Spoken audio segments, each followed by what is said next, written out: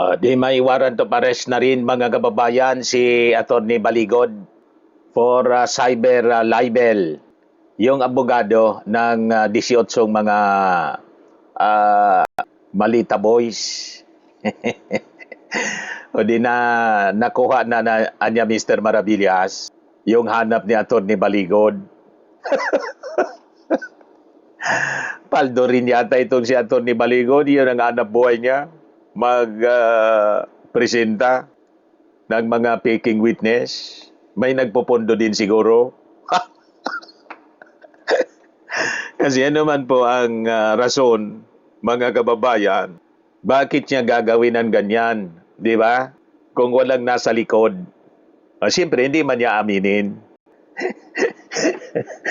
Di ba? Lalo ito mga 18 Marines, mga kababayan, ang sabi, binayaran rin ng tig 5 million, sabi ng NBI ni Director Matibag. So imagine, pati yung mga witnesses, binabayaran ng 5 million. So, sino yung nagbabayad?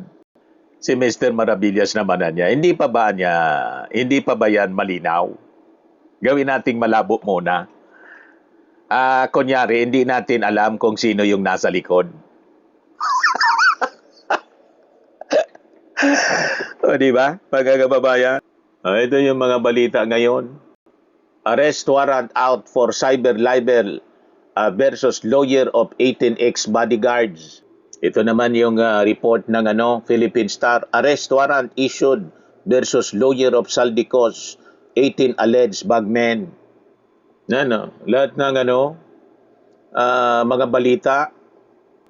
Breaking news, Attorney Levy Baligod, inisyuhan ng warrant of arrest ng Makati RTC para sa 2 bilang ng kasong cyber libel. May bail naman anya yan, Mr. Maravillas. May bail naman po, 20,000. Ito mismo yung post ni Attorney Baligod. Katatanggap ko lang ng kopya ng arrest warrant of arrest laban sa akin. Nakalusot ang kaso na ito ni DA Secretary Laurel Tio dahil sa sadyang mali ang ibinigay na address ko sa piskalya. Sinadya pala yung binigay niyang address. Kaya naman, hindi ako nakatanggap ng subpena at hindi nakapag-sumite ng counter affidavit. Ayaw lumaban ng patas. Sino yun? Sadyang mali ang binigay na address ko sa piskalya. Sino yung mali yan nagbigay? Yung abogado ni Laurel. Nagkaso sa kanya si DA Secretary Laurel kasi sinabit sa maleta. Ayan The bail for the release of the accused in this case is fixed at 20,000 for 2 counts of cyber libel under Section 4C ng cyber libel law, mga kababayan. Anyway, madali lang naman yan bayaran yung bail ni Attorney Baligod. Paldo. Paano niya, Mr. Maravillas, na naging paldo?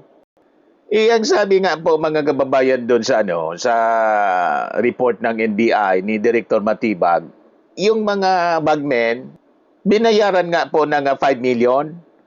Saan ko kuha ng 5 million? At sino niya nagpupundo? Di ba?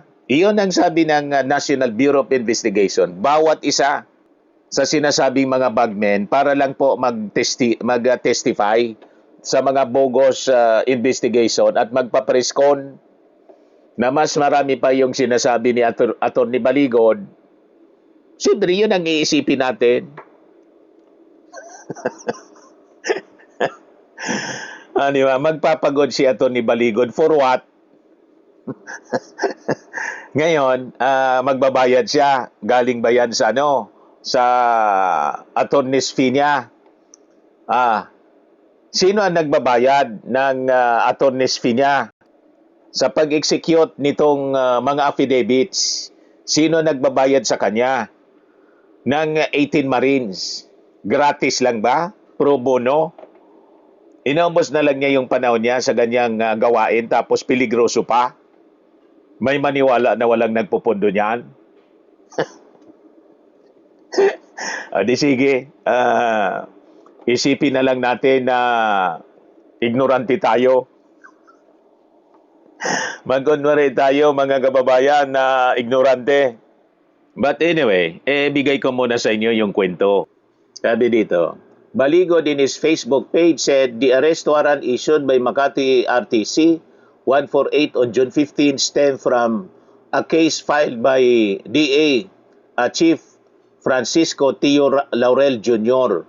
However, Baligod said he only received the arrest warrant on Monday kahapon. Baligod accused Laurel's camp of sending the warrant to a wrong address, which is why the lawyer said he was not able to receive a subpoena and counter affidavit. The DA chief who filed the cyber libel complaint on March 9 called the allegations purely fiction. Malinaw naman po na puro tahi-tahi itong kwento ng 18 mga bagmen. Kaya nag-react mga kababayan si dating Magdalo Representative Gary Alejano. Yan yung post niya. Arrest warrant for the 18 bagmen. Isa pa lang na korte, yan sa isang complaint pa lang yan. Multiple cases have been filed by several persons against the Baligod team all over the country. Paano na yan? Sana unang pagkakataon pa lang nang bigayan ng maleta, pumiyok na kayo. Pangalawa, di ninyo hinaluan ng incredible stories ang issue ng maleta. Pangatlo, klaro sana na para sa bansa ang inyong motivation at hindi dikta ng handlers niya. Di ba? Pati si dating Magdalo Representative Gary Alejano naniniwala na may handler, may nasa likod po ng 18 mga bagmen, pati ni Atty. Libito Baligod. Pero ako po, isipin na lang natin na tayo ay inosente tayo sa mga ganyang bagay. Ignorante tayo. Wala tayong alam sa mga ganyang gawain. Magkunwari na lang tayo na parang wala tayong alam na pag mga ganyan po, usually may nagpupundo.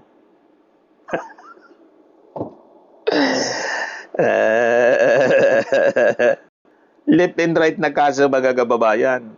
Ang kakarapin nito, 3 counts pa lang yun, 2 counts yata yon ng cyber libel. Ang dami yan mga kababayan, yung nag-file ng kaso kay Atty. Baligod at dito sa mga bagmen.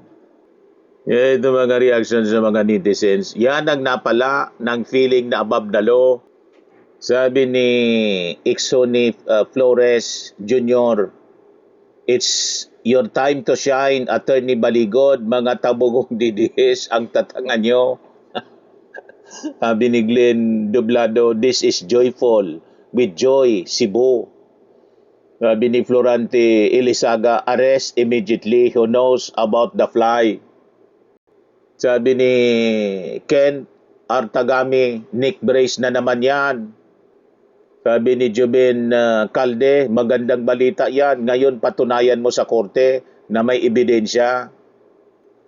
Sabi ni Henry Resurrection, ayan na, damputin agad yung kupal na yan. Di ba? Walang kumampi kay Atty. Baligod kasi alam nila na promotor ito ng mga kasinungalingan. Puro kwentong kutsiro, mga kababayan, yung mga pinagsasabi ni Atty. Baligod. Punong-puno ng butas yung mga kwento ng mga malita boys. Sabi ni B. Salores, actually, timing siya nung nahuli si Mike. Wala na kasing financier. Ni Mike Defensor tinutukoy niya. Si Wined Celestial, buti nga. Sabi ni Awi Armendres, Attorney, where are you na? Next 18 Marites. Next 18 Marites. Sabi ni WXW, napakalinaw naman kasing puro tanim mga kargador niya. Sabi ni Mosquito Bites, disbar me next. dapat man talaga po na file ng disbarment itong si Atty. Baligod kasi ginagamit niya yung kanyang pagiging abogado sa mga ganitong tanim witness. Ginawang hanap buhay yung mga ganyang uri ng trabaho na napakasama mga kababayan, naninira ng kung sino-sino mga personalities. Di ba po? Imagine, isinama si Loren Ligarda nung makitang kakampi na si Loren, tinanggal. Ang isinama si Erwin Tulfo. Sinabi si Erwin Tulfo, nag-file din si Erwin Tulfo sa cyber libel. Kaya tambag ito po, patong-patong na cyber libel. Sunod-sunod yan, ang warrant of arrest na lalabas mga kababayan. At sasabihin niya na pinipersecute siya ng gobyerno. Kayo itong pumasok sa ganyang masamang gawain. Pagkatapos ngayon, pinapanagot kayo ng inyong mga katarantaduan, sasabihin ninyo, political persecution. Di ba? Ayan man lang po yung short video natin. Ako po si Dante Maravillas. Bye-bye po. God bless.